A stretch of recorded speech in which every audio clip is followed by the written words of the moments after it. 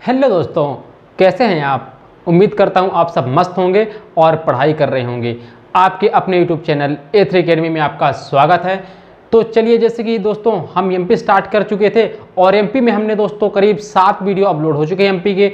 उसमें हमने देखा मध्य प्रदेश का सामान्य परिचय। उसके बाद दोस्तों हमने पूरा मध्य प्रदेश का जो भौगोलिक परिदृश्य था उसमें हमने देखा दोस्तों कि हमारा जो मध्य प्रदेश था वह पहले तो 3 भागों में बांटा गया था, जिसमें से पहला मध्य उच्च प्रदेश, जो हमारा दूसरा क्षेत्र कहलाता दोस्तों वह सतपुड़ा मैकल श्रेणी कहलाता था, और जो तीसरा पार्ट कहलाता था वह पूर्वी पठार या बघेलखंड का पठार कहलाता था। उसके बाद दोस्तों हमने देखा जो मध्य उच्च प्रदेश था उसको पुनः 5 भौगोलिक क्षेत्रों में बांटा गया था। जी हाँ दोस्तों, 5 भौगोलिक क्षेत्रों में बांटा गया था, जिसके अंतर्गत आता था दोस्तों मालवा का पठार पहला, और दूसरा दोस्तों हमने देखा मध्य भारत का पठार, तीसरा हमने देखा दोस्तों बुंदेलखंड का पठार, उसके बाद हमने देखा पन्ना रीवा का पठार, सॉरी रीवा पन्ना या पन्ना रीवा कुछ भी बोलिए का पठार, उसके बाद यहाँ पे हमने देखा था नर्मदा सोन घाटी का पठार। तो इस तरह दोस्तों हम डिटेल में पढ़ चुके हैं। उसके बाद जो हमारा प्रीवियस वीडियो था दोस्तों उसमें हम मध्य प्रदेश के जिलों और संभाग के बारे में अध्ययन किया था। वो बहुत जरूरी था दोस्तों, क्यों? क्योंकि अभी हमारा जो टॉपिक चल रहा है मध्य प्रदेश का भौगोलिक परिदृश्य। जी हाँ दोस्तों, मध्य प्रदेश का भौगोलिक परिदृश्य, और उसमें हमने दोस्तों मध्य प्रदेश में वो पढ़ना इसलिए आवश्यक था क्योंकि जब हम पर्वत पढ़ेंगे, नदियां पढ़ेंगे, खनिज पढ़ेंगे, तो आपको अपने मध्य प्रदेश के बारे में पता होना चाहिए किस क्षेत्र में कौन सा जिला आता है। तो अगर आपने वह वीडियो नहीं देखा है तो आप हमारे प्रीवियस वीडियो का जरूर देखिएगा। उसमें आपको बहुत अच्छे तरीके से ये भी बताया गया है कि आपके संभाग में कौन से जिले आते हैं, और उन जिले से भी क्वेश्चंस बहुत ज़्यादा बनते हैं। किसी एक जिले का नाम दे देता है और पूछता है वह किस जिले में आता है। तो वह बहुत यूजफुल वीडियो दोस्तों, वहाँ से 1 से 2 नंबर हर एग्जाम में एमपी के बनते हैं। तो चलिए आज हम दोस्तों चर्चा करने वाले हैं मध्य प्रदेश के पर्वत के बारे में। जी हाँ दोस्तों, मध्य प्रदेश वैसे बात की जाए तो पूरा का पूरा पठारी क्षेत्र है, लेकिन यहाँ पे दोस्तों हमें मुख्यतः 2 पर्वत के बारे में पढ़ना पड़ेगा। जैसा कि आप देख रहे होंगे, पहला है सतपुड़ा पर्वतमाला और दूसरा है विंध्याचल पर्वतमाला। तो पर्वतमाला पढ़ने से पहले दोस्तों कुछ चीजें आपको जानना परम आवश्यक है, जिसमें क्या दोस्तों, पहली बात तो आपने सुना होगा पर्वत क्या होते हैं, दूसरा आपने सुना होगा पठार, और तीसरा मैदान। ये 3 शब्द आप बहुत सुनते होंगे। तो मैं आपको बता दूं कि जो धरती के अपने आसपास से उठा हुआ अचानक भाग, अत्यधिक ऊंचा भाग होता है, उसे हम पर्वत कहते हैं। उसे हम क्या कहते हैं दोस्तों? उसे हम पर्वत कहते हैं। ये वाला क्षेत्र क्या कहलाएगा दोस्तों? पर्वत कहलाता है। क्या कहलाता है? इसे हम पर्वत कहते हैं। ये आपको याद रखना है। अपने आसपास क्षेत्र से अत्यधिक उठा हुआ भाग क्या कहलाता है? पर्वत। जिसकी ढाल बहुत तीव्र होती है, जिसकी ढालें बहुत तीव्र होती हैं, ये पर्वत हो गया दोस्तों। अब पर्वत के बाद क्या आता है दोस्तों? पठार। तो पठार भी आपने सुना होगा, चूंकि मध्य प्रदेश का बहुत सारा भाग पठारी है। आपने पमेर का पठार, बहुत सारे पठार सुने होंगे, रांची का पठार सुना होगा आपने। तो देखिए पठार क्या होता है? पर्वत से थोड़ा सा उठा हुआ भाग होता है दोस्तों, कुछ इस शेप में। इसमें तीव्र ढाल नहीं होती। जी हाँ दोस्तों, अपने आसपास के क्षेत्र का उठा हुआ भाग होता है, लेकिन इस पे दोस्तों क्या होता है? इसमें ढाल तीव्र नहीं होती है। तो ये क्षेत्र क्या कहलाता है? आप बोलोगे सर ये वाला क्षेत्र क्या कहलाता है? ये पठारी क्षेत्र कहलाता है, गुम्बदा आकार में होता है। और तीसरे की अगर बात करते हैं दोस्तों, तो हमारा तीसरा आता है मैदान। मैदान तो आप बोलोगे सर समतल भाग जो होता है वह मैदान कहलाता है। यह सारे के सारे जो हमारी धरती होती है उसमें अगर बात की जाए दोस्तों, तो ये द्वितीय श्रेणी के उच्चावच होते हैं। अगर प्रथम श्रेणी की उच्चावच की बात करें तो उसके अंतर्गत महाद्वीप और महासागर होते हैं। तो पर्वत पठार और जो नदियां, पर्वत पठार और जो मैदान होते हैं वह हमारे धरती के द्वितीय श्रेणी के उच्चावच होते हैं। चलिए ये आपको पता लग चुका है। अब चलते हैं आगे। आगे दोस्तों आपने बहुत सारे टर्म सुने होंगी। आपने सुना होगा पर्वत श्रेणी, पर्वतमाला, उसके बाद आपने सुना होगा पर्वत, और आपने सुना होगा पहाड़ी। अलग अलग शब्द अलग अलग जगह प्रयोग होते हैं। तो आज आपको यह डाउट मैं दूर करने वाला हूं। तो देखिए सबसे पहले पर्वतमाला और पर्वत श्रेणी क्या होती है, तो बहुत अच्छे तरीके से देखिएगा। सबसे पहले देखिए पर्वतमाला। पर्वतमाला, पर्वतमाला क्या होता है? तो दोस्तों देखिए माला क्या होता है, आप देखते हो कि जब यहाँ पे हम लगाते हैं मोती, दूसरा मोती यहाँ पे, तीसरा मोती, ऐसे इस तरह से आप देखे होंगे माला बनता है। तो मतलब उसमें क्या होते हैं, अलग अलग जो इसके मोती होते हैं वह पिरोए होते हैं डिस्टेंस में, बीच में धागा होता है, इसे हम क्या कहते हैं, माला। तो आप याद रखिएगा, जब एक ही पर्वत के कई क्षेत्र बीच में कटे छटे होते हैं और उसी सीरीज में आगे श्रृंखला जाती होती उसी सीरीज में, तो आप बोलते हैं इसे हम पर्वतमाला कहते हैं, पर्वतमाला कहते हैं। जैसा कि आप देख रहे हो विंध्याचल पर्वतमाला है, क्योंकि देखिए यहाँ पे पर्वत है एक, दूसरा यहाँ पे भंडेर है, फिर गए फिर कैमूर और आगे यहाँ पारसनाथ का पठार, जो कि कहाँ चला है दोस्तों, आप देखोगे झारखंड में। इसी तरह जो सतपुड़ा हमारा पर्वत है दोस्तों, यह भी एक पर्वतमाला है, क्योंकि देखिए एक ये राजपीपला रूपी मोती हो गया, दूसरा देखिए आप देखोगे ग्वालीगढ़, फिर आ जाएगा आपका महादेव और फिर मैकल। तो ये एक ही पर्वत के अलग अलग जो पर्वत होते हैं उसे हम क्या कहते हैं, पर्वतमाला। अब देखिए वहीं अगर बात करते हैं दोस्तों दूसरी बात, तो आप एक टर्म सुनते होंगे पर्वत श्रेणी, पर्वत श्रेणी। अब देखिए कोई चीज आपने पढ़ा होगा श्रेणी या पर्वत श्रेणी, तो देखिए आप देखे होंगे श्रेणी क्या होती है, जैसे कि आपका हिमालय हो गया दोस्तों, हिमालय। अगर बात कीजिए दोस्तों हिमालय में, तो आप देखे होंगे यहाँ पे अगर बात की जाए दोस्तों तो ये बृहद हिमालय है, उसके बाद अगर देखा जाए दोस्तों तो ये लघु हिमालय है, फिर अगर बात की जाए दोस्तों यह तीसरा, तो आप बताओगे शिवालिक श्रेणी है, शिवालिक श्रेणी है। तो इनको श्रेणी क्यों कह रहे हैं दोस्तों, देखिए क्योंकि यहाँ पे एक ही पर्वत के अलग अलग देखिए भाग हैं, और बात की जाए यह हमारा पहला भाग है, तो पहला भाग कौन सा है, आप बोलोगे सर बृहद। अगर केवल देखो बृहद हिमालय की बात करोगे दोस्तों, तो बृहद हिमालय कैसा हो जाएगा, पर्वतमाला, क्योंकि देखिए केवल अगर बृहद हिमालय की बात करते हैं तो यह पर्वतमाला, और इस पर्वत में कई अलग अलग क्या है, चोटियां हैं, ठीक है ना। जैसे आप माउंट एवरेस्ट का नाम सुने होंगे, मसालू मकालू, ये सारी क्या हो जाएंगी इसमें, चोटियां। तो अगर केवल एक हिमालय की एक पर्वत की बात करोगे, किसकी, बृहद हिमालय की, तो आप बताओगे यह क्या होगा, पर्वतमाला। लेकिन जब तीनों को आप एक साथ पढ़ोगे तो हिमालय क्या होगा, पूरा हिमालय, हिमालय एक पर्वत श्रेणी है, पर्वत श्रेणी है। वहीं अगर दूसरे की बात करते हैं दोस्तों, तो दूसरा क्या है, आप बताओगे लघु हिमालय। तो अगर केवल लघु हिमालय की बात करेंगे तो लघु हिमालय क्या होगा, आप बोलोगे सर एक पर्वतमाला है। वहीं अगर तीसरे की बात करते हो जिसे हम शिवालिक श्रेणी कहते हैं, शिवालिक, ठीक है ना। तो देखिए जो शिवालिक होगा इसे भी हम क्या कहेंगे, शिवालिक जो आपका ये पर्वत है, इसलिए इसको हम शिवालिक श्रेणी भी कहते हैं, क्योंकि देखिए ये सारे के सारे क्या है, हिमालय पर्वत। तो आप समझ चुके होंगे कि माला, पर्वतमाला और पर्वत श्रेणी में अंतर क्या होता है।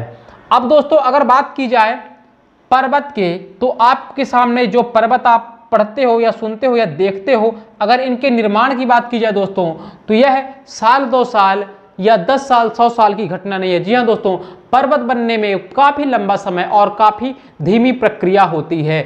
आपको बता दूं कि यह करोड़ों वर्ष लग जाते हैं दोस्तों किसी पर्वत के निर्माण में। तो अगर बात की जाए दोस्तों, तो पर्वत के अलग अलग जगह पे काल के आधार पे बांटा गया, उनकी उम्र के आधार पर के बांटा गया है। तो ये अलग अलग काल चक्र के आधार में पर्वतों को बांटा गया है। जब आप इंडियन जियोग्राफी या वर्ल्ड जियोग्राफी पढ़ेंगे तब वहां आपको डिटेल में बताया जाएगा। चूंकि अभी हम मध्य प्रदेश पढ़ रहे हैं, इसलिए मध्य प्रदेश के परिदृश्य में जो आपका विंध्याचल पर्वत है और सतपुड़ा पर्वत है उसके बारे में हम अध्ययन करने वाले हैं। तो अगर बात की जाए पहले दोस्तों एग्जाम के पॉइंट ऑफ व्यू से इंपॉर्टेंट है सतपुड़ा। जी हाँ दोस्तों, सतपुड़ा जो पर्वतमाला है यह एग्जाम के पॉइंट ऑफ व्यू से बहुत ज्यादा इंपॉर्टेंट है। तो पहले हम देखेंगे सतपुड़ा पर्वतमाला, फिर हम देखेंगे विंध्याचल पर्वतमाला। तो ये आपको याद रखना है। तो देखिए अगर बात की जाए दोस्तों मध्य प्रदेश में, तो हमारे मध्य प्रदेश में 2 प्रमुख पर्वतमालाएं हैं जो कि आप देखोगे, जो कि पश्चिम से पूर्व तक विस्तृत हैं, जो कि पश्चिम से पूर्व की तक समांतर, देखिए समांतर क्रम में क्या है, एक दूसरे के समांतर हैं। देखिए करीब करीब आप इसको समांतर कह सकते हो। तो समांतर क्या है, एक दूसरे के पश्चिम से पूर्व तक विस्तृत हैं। अब देखिए अगर बात करते हैं दोस्तों सतपुड़ा पर्वत की, तो अगर सतपुड़ा पर्वत की बात करते हैं तो सतपुड़ा पर्वत यह आप बताओगे, सतपुड़ा पर्वत गुजरात से लेकर के आप बताओगे कहां तक, तो यह गुजरात से लेकर के छत्तीसगढ़ तक। जी हाँ दोस्तों, गुजरात से लेकर के छत्तीसगढ़ तक विस्तृत है, गुजरात से लेकर के छत्तीसगढ़ तक विस्तृत है। और यह अगर सतपुड़ा की बात करोगे तो सतपुड़ा कैसा पर्वत है, आप बताओगे सर सतपुड़ा एक ब्लॉक पर्वत है। आप बहुत अच्छे तरीके से लिखते चलिएगा नोट बना के। सतपुड़ा कैसा पर्वत है, ब्लॉक पर्वत है, सतपुड़ा एक ब्लॉक पर्वत है। अब देखिए पर्वत के निर्माण में अलग अलग सिचुएशन होते हैं, अलग अलग सिद्धांत चलते हैं। जैसे आप कोबर का भूसंनिध सिद्धांत आपने देखा होगा और हेरिहेस का आपने प्लेट विवर्तकीय सिद्धांत देखा होगा। तो अलग अलग सिद्धांत पढ़ते हैं, वह हम देखेंगे जब वर्ल्ड ज्योग्राफी पढ़ेंगे। तो आपको अगर सामान्यतः बता दिया दोस्तों ब्लॉक पर्वत क्या होता है, तो आप देखिए अगर कोई धरती का ये समतल भाग है दोस्तों, समतल भाग है, इसमें से आप देखेंगे अगर बीच का भाग अगर धंस जाता है, देखिए ये वाला भाग प्राकृतिक या पृथ्वी की आंतरिक बल के कारण यह बीच वाला भाग जब क्या होता है, जब धंस जाता है, देखिए बीच वाला भाग क्या हो गया, ये वाला धंस गया, धंस जाता है जब ये वाला बल, तो यहाँ पे जो कोई व्यक्ति खड़ा होगा उसको ये भी पर्वत दिखेगा, ये भी पर्वत दिखेगा। तो जब बीच का भाग जो दोस्तों धंस जाता है तो आप देखोगे यहाँ पे भी अगर बात करोगे तो यहाँ पे भी ब्लॉक पर्वत का निर्माण होगा और इधर भी ब्लॉक पर्वत का निर्माण होता है, इधर भी और इधर भी। तो अगर सतपुड़ा की बात की जाए दोस्तों, तो सतपुड़ा कैसा पर्वत है, आप बताओगे सर सतपुड़ा एक ब्लॉक पर्वत है, सतपुड़ा ब्लॉक पर्वत है। अब आप ब्लॉक पर्वत को समझ चुके हो। चूंकि देखिए पृथ्वी की गतियां अलग अलग होती हैं, आप देखोगे जो प्लेट होती है, चूंकि हमारे जो पृथ्वी है वो कहीं ना कहीं प्लेटों के ऊपर धरातल है, तो आप देखोगे इसमें जो गतियां होती हैं, एक तो देखते होगे ये जो दो मान लीजिए दो प्लेटें हैं, तो इनके बीच में एक होता है दोस्तों अभिसारी गति, अभिसारी गति, दूसरा होता है दोस्तों अपसारी गति, और जो तीसरी होती है दोस्तों वह होती है संरक्षी गति। ठीक है ना। तो इसमें देखिए जो अभिसारी गति होती है, इसमें पर्वत जो प्लेटें हैं वह एक दूसरे के समीप आती हैं, एक दूसरे के समीप आती हैं अभिसारी गति में। तो कैसे पर्वत का निर्माण होता है, फोल्डेड माउंटेन का, फोल्डेड माउंटेन का जो होता है वैसे बलित पर्वतों का निर्माण होता है, बलित पर्वतों का जैसे कि हिमालय है। वहीं अगर अपसारी की बात करें तो यह प्लेटें क्या होती हैं, जब एक दूसरे के विपरीत जाती हैं यह दोस्तों, तो क्या होता है बीच वाला भाग धंस जाता है, तब ब्लॉक पर्वत का निर्माण होता है, जैसा कि आप देखोगे सतपुड़ा पर्वतमाला। वहीं दोस्तों आप देखिए अगर इस क्षेत्र पे, तो यहाँ पे सतपुड़ा पर्वत है और यहाँ पे विंध्याचल पर्वत है, बीच में आप देखते हो भ्रंश घाटी वाला क्षेत्र है जहाँ पे नर्मदा नदी प्रवाहित होती है। तो मैंने क्या बोला, जब कोई क्षेत्र, जब ब्लॉक पर्वत का निर्माण होता है तो बीच वाला भाग धंस जाता है, जिसे हम भ्रंश कहते हैं, जिसे हम वैली कहते हैं। तो ये वाला क्षेत्र धंस चुका है। तो आप देखिए जब बीच वाला भाग, हमने क्या बोला, ये वाला भाग पहले समतल था, पहले यह भाग पूरा समतल था। अब पृथ्वी की आंतरिक गतियों के कारण क्या होता है, ये वाला भाग धंस जाता है। जब ये वाला भाग धंस गया तो देखिए ये वाला भाग जब धंस गया तो दो पर्वतों का निर्माण हो रहा है, बिल्कुल दो पर्वतों का निर्माण हो रहा है। मैंने बोला कि एक इधर ब्लॉक पर्वत का निर्माण होगा, इधर ब्लॉक पर्वत का निर्माण होगा और इधर भी ब्लॉक पर्वत का निर्माण होगा। तो देखिए दोनों तरफ ब्लॉक पर्वत का, एक तरफ सतपुड़ा पर्वत है और दूसरी तरफ कौन सा पर्वत है, अब बोलोगे सर विंध्याचल पर्वत है। तो आपको याद रखना है कि जो हमारा पर्वत है, अगर बात की जाए तो विंध्याचल पर्वत और सतपुड़ा पर्वत कैसे हैं, ब्लॉक पर्वत हैं। लेकिन अगर ऑप्शन देखा जाए विंध्याचल पर्वत में, तो ब्लॉक पर्वत का पेपर में इसको नहीं मानता, इसको आंसर क्या मानता है, यह एक अपशिष्ट पर्वत है। अपशिष्ट पर्वत, जब पर्वत बहुत ज्यादा पुराने हो जाते हैं तो प्राकृतिक घटनाओं के द्वारा, तूफान, हवा, वर्षा के द्वारा यह क्या होता है, काट छांट लगातार निरंतर चलता रहता है, तो वह जो उसकी वास्तविक स्थिति होती है वह खो देता है। तो यह अब अपशिष्ट के रूप में बचता है दोस्तों, एक अपशिष्ट के रूप में, मतलब धीरे धीरे आने वाले समय में हजारों करोड़ों साल बाद कहिए यह पर्वत समतल हो जाए, यह पर्वत ही गायब हो जाए, तो यह केवल एक अपशिष्ट के रूप में, उसका साक्ष्य के रूप में बचा हुआ है। ठीक है, तो ये आप थोड़ा सा समझने का प्रयास करिएगा।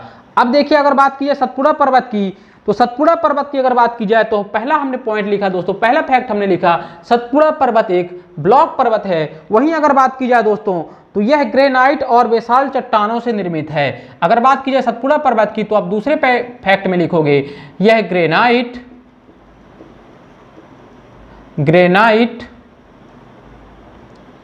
आप लिखोगे, पहले पॉइंट में पहला आप लिख लीजिए यह ब्लॉक पर्वत है, सतपुड़ा एक ब्लॉक पर्वत है। कैसा पर्वत है, आप लिखोगे सर यह एक ब्लॉक पर्वत है।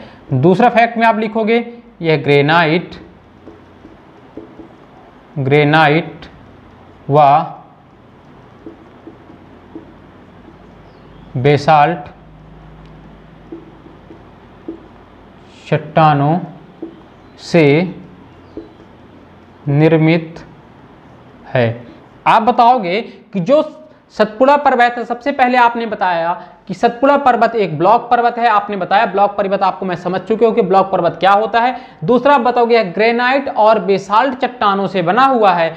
अगर तीसरे फैक्ट की आप बात करोगे दोस्तों, तो तीसरा फैक्ट आप बताओगे सतपुड़ा पर्वत जो है भारत के मध्य से, जी हाँ दोस्तों, दो प्रश्न याद रखिएगा, एक भारत के मध्य से कौन सा पर्वत गुजरता है, तो आप बताओगे सतपुड़ा पर्वतमाला।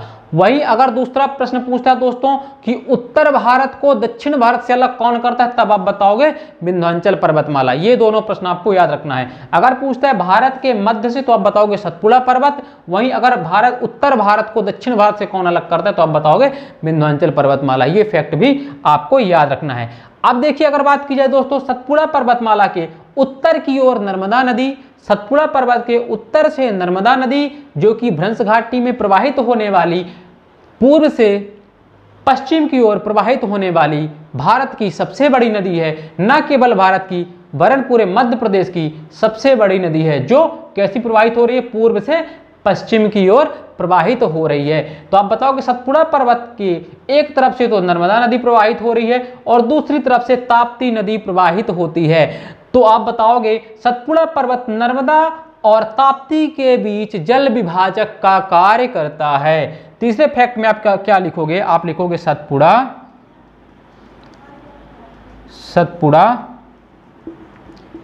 पर्वत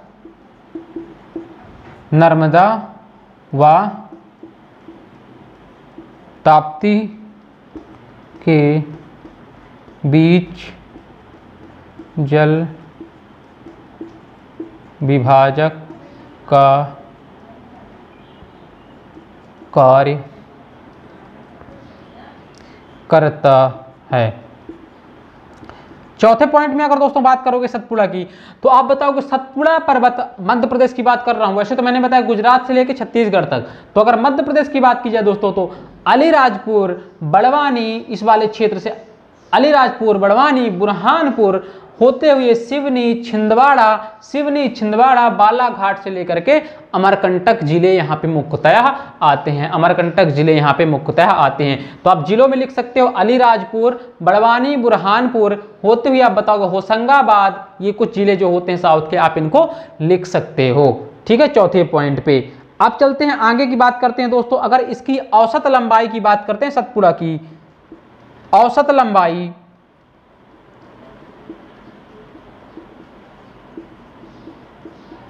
लंबाई नीचे दिख रहा है,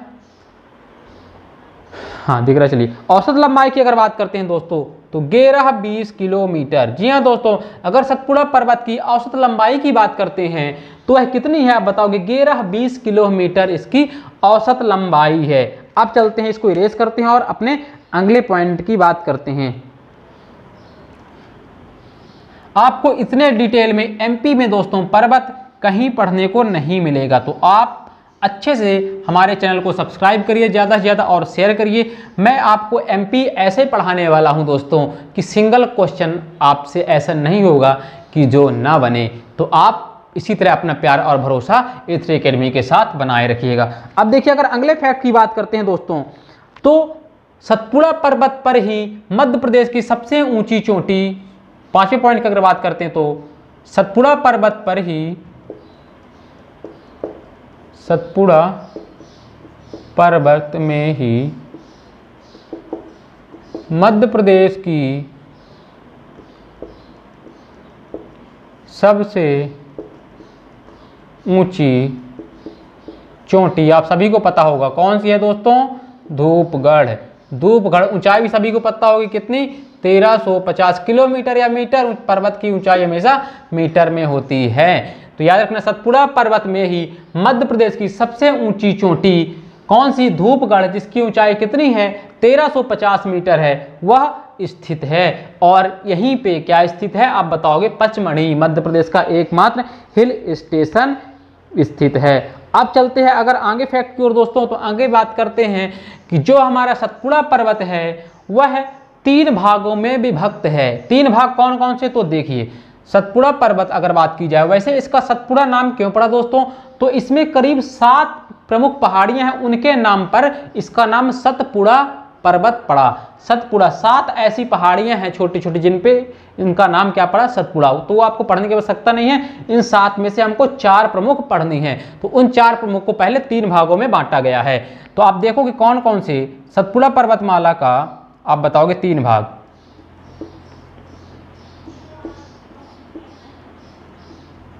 कौन कौन से 3 भाग आप बताओगे सर। पहला जो भाग है उसे हम कहते हैं, पहला भाग क्या कहलाता है दोस्तों, आप बताओगे सर, राजपीपला। कौन सा क्षेत्र कहलाता है दोस्तों, यह गुजरात के से स्टार्ट होता है, राजपीपला। वहीं अगर दूसरे की बात करोगे, दूसरे की, तो दूसरा क्या कहलाता है, मध्य सतपुड़ा पर्वत। कौन सा कहलाता है दोस्तों, मध्य सतपुड़ा। वहीं अगर बात करते हैं तीसरे की, तो तीसरा क्या कहलाता है, आप बताओगे मैकल। कौन सा कहलाता है दोस्तों, मैकल, मैकल पर्वत कहलाता है। अब आपको ये याद रखना है, चूंकि आप पर्वत समझ चुके हो, ऊंचा भाग जिसकी तीव्र ढलान होती है, तो ये हो गया आप दोस्तों आपका तीसरा। अब वहीं अगर बात की जाए तो मध्य सतपुड़ा को भी पुनः 2 भागों में विभक्त किया गया है। मध्य सतपुड़ा को भी पुनः 2 भागों में विभक्त किया गया है। कौन कौन सा, तो आप बताओगे सर, जो पहला होगा, पहला होने वाला है ग्वालीगढ़। क्या होने वाला है, आप बताओगे सर, ग्वालीगढ़, ग्वालीगढ़ पर्वत। और वहीं बात करोगे दोस्तों दूसरे की, अगर दूसरे की बात करते हो तो दूसरा क्या कहलाता है, महादेव। क्या कहलाता है, महादेव पर्वत, महादेव पर्वत। तो ये आपको दोस्तों याद रखना है। राजपीपला पहले 3 भागों में विभक्त किया गया, राजपीपला, मध्य सतपुड़ा और मैकल। वहीं अगर बात की जाए दोस्तों, फिर मध्य सतपुड़ा को 2 भागों में विभक्त किया गया, ग्वालीगढ़ और महादेव पर्वत, ग्वालीगढ़ और महादेव पर्वत। तो यहां तक क्लियर है, यहां तक आपको क्लियर हो चुका होगा। अब चलते हैं अगले, अब चलते हैं दोस्तों हम अगले फैक्ट की ओर। तो अब हम देखते हैं राजपीपला के बारे में कुछ फैक्ट।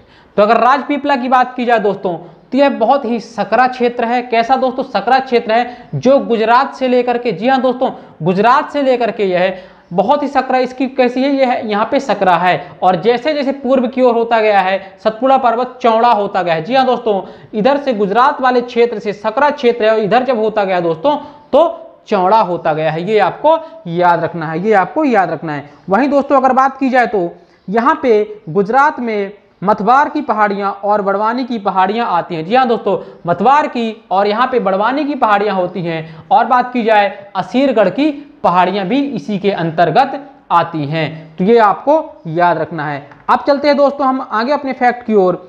तो इसकी ढलान तो मैं बता ही दिया हूँ, तीव्र ढलान होती है। अब देखिए मध्य, अगर बात की जाए मध्य सतपुड़ा श्रेणी की, तो मध्य सतपुड़ा जो क्षेत्र है यह काफी चौड़ा क्षेत्र है और इसे 2 भागों में विभक्त किया गया है। पहला ग्वालीगढ़ पर्वत, तो ग्वालीगढ़ पर्वत को आपको याद रखना कि यह पर्वत जो है महाराष्ट्र से लगा हुआ क्षेत्र में है। जी हाँ दोस्तों, महाराष्ट्र से लगा हुआ क्षेत्र में है। अगर बात की जाए तो नागपुर के पठार वाले क्षेत्र से लगा हुआ क्षेत्र है। और वहीं अगर बात की जाए तो महादेव पर्वत, तो महादेव पर्वत ये वाला क्षेत्र कहलाता है महादेव पर्वत। और महादेव पर्वत से ही जो दक्षिणी वाली ढाल होती है दोस्तों, यहीं से आपने पढ़ा होगा कि मैग्नीज और पेंच घाटी दोस्तों, छिंदवाड़ा में पेंच घाटी से मध्य प्रदेश में कोयला निकाला जाता है। कहाँ से, सतपुड़ा के जो महादेव की दक्षिणी श्रेणी है। और एक बात और, महादेव पर्वत पे ही आप बताओगे पचमढ़ी और धूपगढ़ की चोटी स्थित हैं। तो ये दोस्तों यहाँ से आपका टॉपिक क्लियर होता है। अगर बात की जाए दोस्तों महादेव पहाड़ियाँ की, तो यहाँ पे प्रमुखतः जिला होशंगाबाद, नरसिंहपुर और छिंदवाड़ा, ये वाले जिले मुख्यतः आते हैं। अब देखिए अगले फैक्ट की ओर चलते हैं दोस्तों। तो जो अगला फैक्ट है, अगर बात की जाए दोस्तों कि महादेव पर्वत की, तो महादेव पर्वत ये वाला क्षेत्र जो है दोस्तों, तो मुख्यतः लाल पत्थर से, जी हाँ दोस्तों, लाल बलुआ पत्थर से निर्मित है, लाल बलुआ पत्थर से निर्मित है। तो ये फैक्ट आपको याद करके रखना है। अब देखिए आगे बात की जाए दोस्तों, तो यहीं से आसपास से कौन सी नदी निकलती है? ताप्ती नदी निकलती है। तो ये आपको याद रखना है, ताप्ती नदी यहीं से निकलती है। तो ये सारे फैक्ट दोस्तों आपको वीडियो को स्लो करके अच्छे तरीके से लिखते जाना है। क्या क्या बताया दोस्तों? अगर ग्वालियर की बात की जाती है, मध्य प्रदेश के दक्षिणी क्षेत्र से लगा हुआ, इसमें महाराष्ट्र के नागपुर के पठार तक स्थित है। तो आप बस ग्वालियर में इतना याद रखना है। अब महादेव की अगर बात करते हैं तो महादेव में दोस्तों हमने क्या बोला, महादेव पर्वत जो है सबसे पहले लाल बलुआ पत्थर से निर्मित है। दूसरा फैक्ट आप बताओगे, महादेव पर्वत पर ही धूपगढ़ चोटी जो कि मध्य प्रदेश की सर्वाधिक ऊंची चोटी है, वही अगर बात करोगे पचमढ़ी इसी पर स्थित है। जिले प्रमुख बता दोगे आप, होशंगाबाद से लेके नरसिंहपुर, छिंदवाड़ा और सिवनी इसके अंतर्गत आते हैं। अगले फैक्ट आप बताओगे दोस्तों, तो अगला फैक्ट जो आपका महादेव पर्वत है उसके दक्षिणी क्षेत्र में पेंच घाटी, जी हाँ दोस्तों पेंच घाटी, आप पेंच परियोजना भी पढ़ चुके होंगे। तो पेंच घाटी है जहां से कोयला निकाला जाता है। जी हाँ दोस्तों, ये पेंच घाटी यही वाले क्षेत्र से कोयला निकाला जाता है। तो चलिए जल्दी से आप इसको स्क्रीनशॉट लीजिए, फिर इसको हम इरेज करते हैं।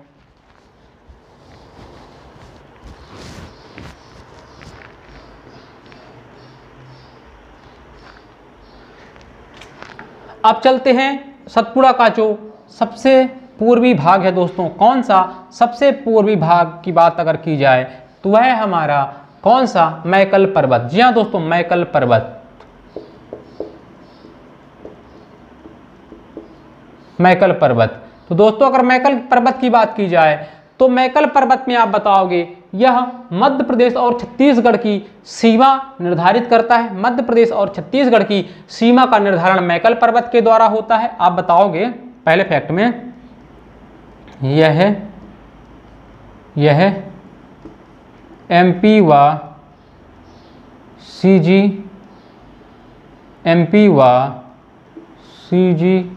की सीमा पर स्थित है। दूसरे फैक्ट की अगर बात करोगे दोस्तों, यह अर्धचंद्राकार आकार का पर्वत है। कैसा है आप बताओगे? अर्धचंद्राकार, अर्धचंद्राकार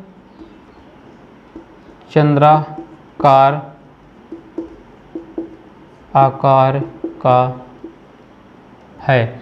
तीसरे फैक्ट की अगर बात करो दोस्तों तो मैकल से ही आप बताओगे, मैकल से ही तीन प्रमुख नदियां कौन कौन सी आप बताओगे? पहली नर्मदा, दूसरी आप बताओगे दूसरी सोन, और तीसरी आप बताओगे जोहिला। तीन प्रमुख नदियों का उद्गम होता है। कौन कौन सी आप बताओगे सर? नर्मदा, सोन और जोहिला, तीन प्रमुख नदियों का आप बताओगे, तीन प्रमुख नदियों का उद्गम यही मैकल श्रेणी जो कि सतपुड़ा पर्वत श्रेणी का ही पूर्वी विस्तार है, सबसे पूर्वी विस्तार है, यहीं से तीन प्रमुख नदियों का आप बताओगे उद्गम होता है। तीन प्रमुख नदियों का उद्गम होता है। तो ये दोस्तों आपको याद रखना है। अगर यहाँ के जिले बात की जाए दोस्तों तो बालाघाट, डिंडोरी और अनूपपुर, बालाघाट, डिंडोरी और अनूपपुर इसके प्रमुख जिले हैं। कौन कौन से आप बताओगे? तो बताओगे जिले प्रमुख जिले, बालाघाट, आप बताओगे सर बालाघाट,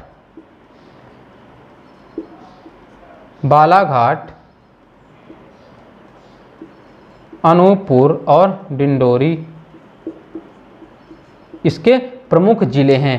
तो ये सारी चीज़ें दोस्तों सतपुड़ा के बारे में, इससे ज़्यादा फैक्ट आपके एग्जाम में नहीं आने वाले। आप पुराने पेपर उठा के देख लीजिए और इतने सारी डिटेल्स आपको नहीं मिलेंगी कहीं पे। तो आप चैनल को सब्सक्राइब और शेयर करिएगा। आप जल्दी से आप इसका स्क्रीनशॉट ले लीजिए। अब हम चलते हैं अपने दूसरे पर्वत पे जो कि है विंध्याचल पर्वत। जी हाँ दोस्तों, जो कि है विंध्याचल पर्वत, इस पे हम चलते हैं।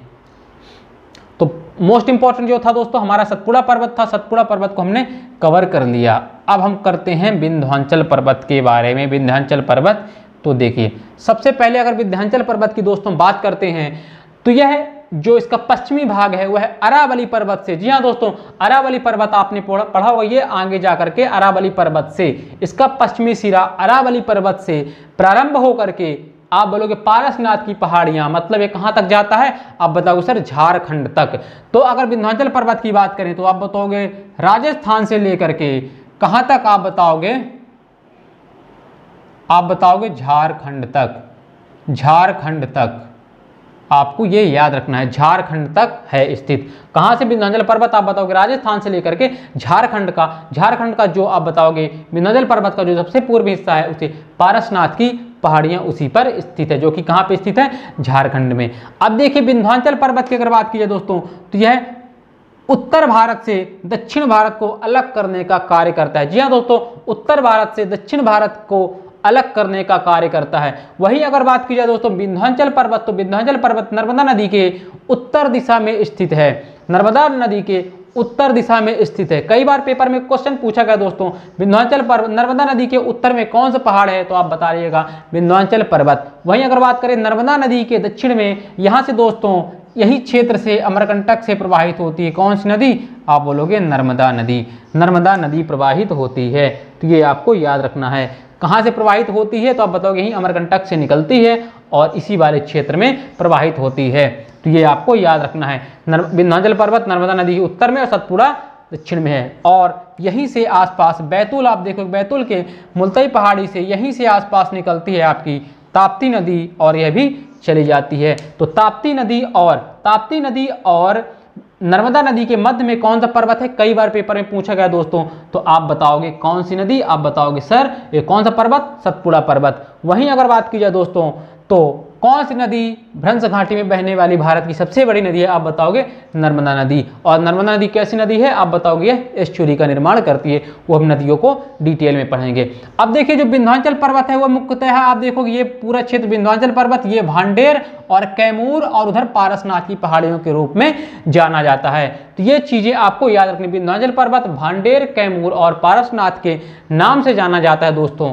वहीं अगर बात की जाए तो भांडेर की, तो आप याद रखिएगा भांडेर के अंतर्गत छतरपुर, जी हाँ दोस्तों छतरपुर पन्ना रीवा का जो पठार आपने पढ़े हो, छतरपुर पन्ना रीवा का पठार। और बात की जाए दोस्तों तो इस वाले क्षेत्र में दमोह आता है। वहीं अगर बात की जाए दोस्तों, तो मैंने बताया था भांडेर पर्वत पर ही पूरा का बताओगे इस क्षेत्र पे पूरा भांडेर की सबसे ऊंची चोटी आप बताओगे कौन सी, आप बताओगे पूरे पन्ना रीवा की पठार की सबसे ऊंची चोटी गुडविल। जी हाँ दोस्तों गुडविल चोटी है, क्या बताओगे गुडविल चोटी। भांडेर की सबसे ऊंची चोटी कौन सी, आप बताओगे गुडविल चोटी। ऊंचाई 752 मीटर, ऊंचाई 752 मीटर, ये दोस्तों आपको याद रखना है। ऊंचाई 700 मीटर, जो कहां पर स्थित है, आप बताओगे सर दमोह पर स्थित है, दमोह पर स्थित है। दमोह के किस जगह पे, आपको कमेंट बॉक्स में करना है दमोह के किस जगह में। मैंने बताया जब पन्ना रीवा का पठार बताया दोस्तों, तो मैंने बताया आपको कि यह दमोह के किस जगह पर स्थित है, हमने स्थान तक बताया है। अगर आपने हमारा वीडियो देखा है तो आप जाकर के बिल्कुल वहां के जाकर के कमेंट करिएगा, ठीक है दोस्तों। चलिए अब अगले फैक्ट की बात करते हैं। तो इसे गुडविल चोटी की क्या बोलते हैं, कलुमार के नाम से भी जाना जाता है। तो ये फैक्ट आपको याद रखना है, गुडविल चोटी को ही कलुमार, आप बताओगे कलुमार या उसी का दूसरा नाम है कालुम्बे। क्या नाम है दोस्तों, कालुम्बे। कलुमार या कालुम्बे नाम से जाना जाता है गुडविल चोटी, या इसी को सद्भावना पीक भी कहते हैं। ये आपको याद रखना, सद्भावना पीक के नाम से भी जाना जाता है। कितने सारे नाम है देखिए, गुडविल, सद्भावना पीक या कलुमार, ये ला है दोस्तों कलुमार या कालुम्बे नाम से जाना जाता है, जिसकी ऊंचाई कितनी है 752 मीटर। कहाँ स्थित है, दमोह में। दमोह का स्थान आपको कमेंट बॉक्स में जाकर के कमेंट करना है। अब चलते हैं दोस्तों कैमूर पे। तो इस पे जिले हमने बता दिया दोस्तों, इस पे जिले कौन से हमने बताया दोस्तों, इस पे जिले आते हैं छतरपुर आता है दोस्तों, और उसके बाद हमने क्या बताया दोस्तों, छतरपुर आएगा, पन्ना रीवा का पूरा श्रेणी वाला क्षेत्र आता है, ठीक है ना, दमोह। अब चलते हैं हम अगले फैक्ट की ओर दोस्तों। तो जो अगला फैक्ट हम पढ़ने वाले हैं, अगला पर्वत वो है विंध्याचल का ही कैमूर वाला भाग। कौन सा दोस्तों, कैमूर वाला भाग। तो कैमूर वाला भाग पढ़ने से पहले दोस्तों बता दूं, ये जबलपुर के कटंगी, जी हाँ दोस्तों जबलपुर के कटंगी क्षेत्र से प्रारंभ होता है। जबलपुर का एक स्थान है दोस्तों कटंगी। कैमूर की बात करें तो यह जबलपुर का एक स्थान है कटंगी, वहां पास से प्रारंभ होता है। जी हाँ दोस्तों कटंगी के पास से प्रारंभ होकर के अगर बात की जाए दोस्तों, तो यह कटनी, सतना, रीवा सीधी सिंगरौली होते हुए निकल जाता है झारखंड की ओर। ठीक है, तो इसमें अगर बात की जाए दोस्तों, कैमूर के पठार से, सतना से ही टोंस नदी का उद्गम होता है, ये भी आप याद रखिए। और कैमूर सीमेंट फैक्ट्री भी है, आपको यह भी याद रखना है। तो कटनी वाला क्षेत्र है, जी हाँ दोस्तों, जबलपुर कटनी, आप देखोगे जबलपुर कटनी, सतना सीधी सिंगरौली इस वाले क्षेत्र के अंतर्गत आता है। और आपको बता दूं इसी क्षेत्र से विंध्याचल पर्वत के इसी क्षेत्र से ही हीरा निकाला जाता है जी दोस्तों, हीरा निकाला जाता है। तो ये आपको याद रखना है दोस्तों आपको कि विंध्याचल पर्वत वाले के इसी क्षेत्र से ही क्या निकाला जाता है, हीरा। का उस क्षेत्र से आप बोलोगे कैमूर और भांडेर, इस मिक्स वाले क्षेत्र से निकाला जाता है। तो ये आपको याद रखना है। तो दोस्तों यहाँ से आपके फैक्ट पूरे के पूरे कंप्लीट होते हैं। उम्मीद करता हूँ आपको सारी चीज़ें क्लियर होगी। तो चलिए आगे, चूंकि देखोगे कई बुक्स उठा के इतना डिटेल में मध्य प्रदेश के पर्वत को एक्सप्लेन नहीं किया गया है दोस्तों। जी हाँ दोस्तों, कोई भी बुक आप उठा के देख लीजिएगा, मध्य प्रदेश का बस इतना बताया गया है कि मध्य प्रदेश में सतपुड़ा पर्वत है और विंध्याचल पर्वत है जो कि इसके भाग। लेकिन मैंने जितने फैक्ट बताए हैं दोस्तों, एग्जाम में इससे बाहर के फैक्ट्स नहीं आने वाले हैं। तो आपको करना क्या है दोस्तों, आपको हमारे चैनल से जुड़े रहना है और इसी तरह से पढ़ाई करते रहना है। अब हम देखते हैं कि अगला टॉपिक जब मध्य प्रदेश का दोस्तों हम पढ़ने वाले हैं तो एक बहुत ही इंपॉर्टेंट फैक्ट लेके आएंगे और हमारे दोस्तों स्टार्ट होंगी आगे। अगर बात करेंगे तो मध्य प्रदेश की नदियां। अब दोस्तों आपको अपने मध्य प्रदेश का सबसे पहले एक मैप रख लेना है और मैप में आपको पूरे जिले याद होने चाहिए। जी हाँ दोस्तों, मैं फिर से कह रहा हूं, मध्य प्रदेश के पूरे जिले 1 से 55 तक, पूरे 1 से 55 तक जो जिले हैं वह पूरे याद होने चाहिए। अगर आप बोलोगे तो डायरेक्टली मैं ऐसे 55 नहीं गिना सकता हूं, लेकिन आप संभाग को अपने माइंड में बैठाइए और संभाग वाइज संभाग आप पूरे 55 के 55 गिना सकते हो। मैप को दिमाग में बैठाइए। आपसे पूछे चंबल, तो आप बताओगे चंबल संभाग में 3 जिले कौन कौन से, आप बताओगे सर इधर आता है, आप बात करो श्योपुर, मुरैना और भिंड। फिर पूछेगा दोस्तों आप बताइए ये जो उज्जैन संभाग, तो उज्जैन संभाग में हमने क्या बताया था, उज्जैन बीच में है। ऊपर आपने क्या बताया था, आगर मालवा शाजापुर, और नीचे क्या बताया था दोस्तों, जल्दी से बताइए देवास। ये आपको याद रखना है, ठीक है ना।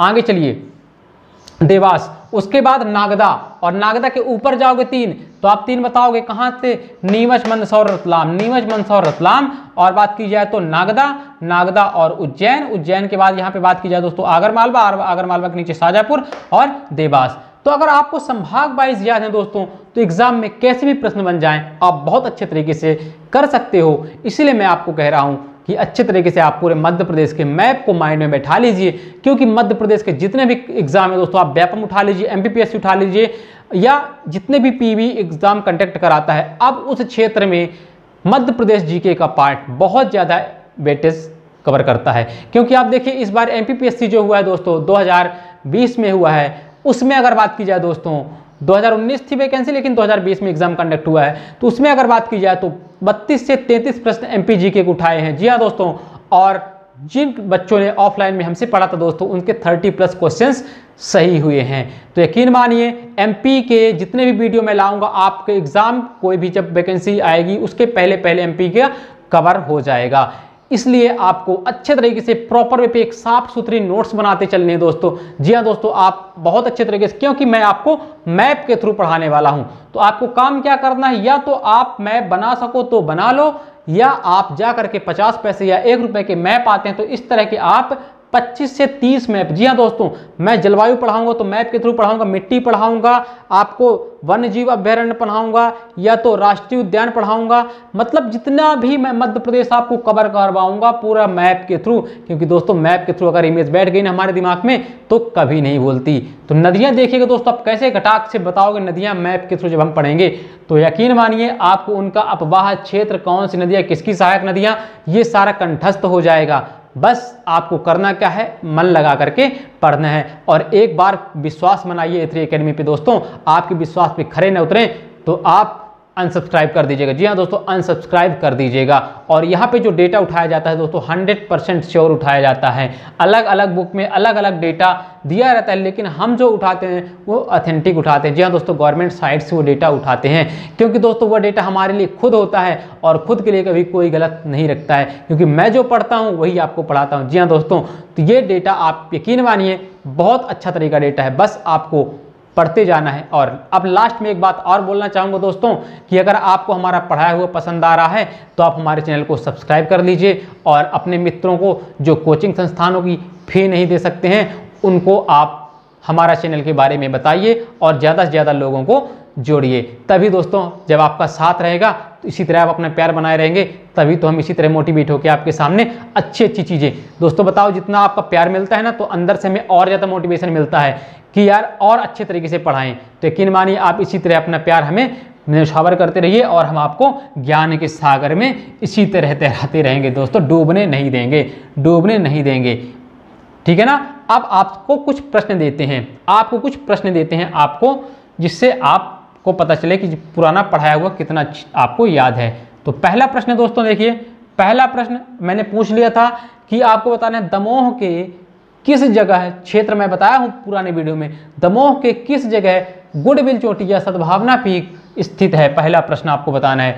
दूसरा प्रश्न में कमेंट बॉक्स में क्या करना है दोस्तों, दूसरा प्रश्न आपको बताना है, दूसरे में आपको बताना है नर्मदा सोन घाटी, नर्मदा सोन घाटी का क्षेत्रफल व प्रतिशत। नर्मदा सोन घाटी मध्य प्रदेश के कितना क्षेत्रफल घेरे हुए है और उसका प्रतिशत क्या है। तीसरा प्रश्न की अगर बात की जाए दोस्तों तो तीसरा आपको बताना है प्रश्न, दमोह किस संभाग में आता है। चौथे प्रश्न पे अगर बात की जाए दोस्तों तो चौथा प्रश्न आपको बताना है, चौथा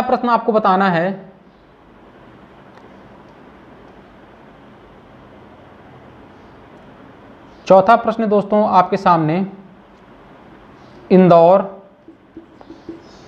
इंदौर संभाग में कितने जिले आते हैं, उनके नाम बताइए। वहीं अगर पचवें प्रश्न करते हैं तो पचवें आखिरी प्रश्न की बात करते हैं तो आपको बताना है मालवा के पठार की सबसे ऊंची चोटी। मालवा के पठार की सबसे ऊंची चोटी आपको बताना है। जी हाँ दोस्तों, मालवा के पठार की सबसे ऊंची चोटी कौन सी है ये आपको कमेंट बॉक्स में कमेंट करना है। मालवा के पठार की सबसे ऊंची चोटी कौन सी है और उसकी ऊंचाई बतानी है आपको। तो अगर आपने पढ़ा है दोस्तों तो ऐसे ही प्रश्न बनते हैं एग्जाम में, तो आप इनको बहुत अच्छे तरीके से कवर अप करने वाले हो। तो ठीक है, चलिए हम मिलते हैं अपने नेक्स्ट वीडियो में नेक्स्ट कॉन्सेप्ट के साथ। तब तक के लिए खुश रहिए, मस्त रहिए और अपना और अपने माता पिता का नाम रोशन करिए। जय हिंद, जय भारत।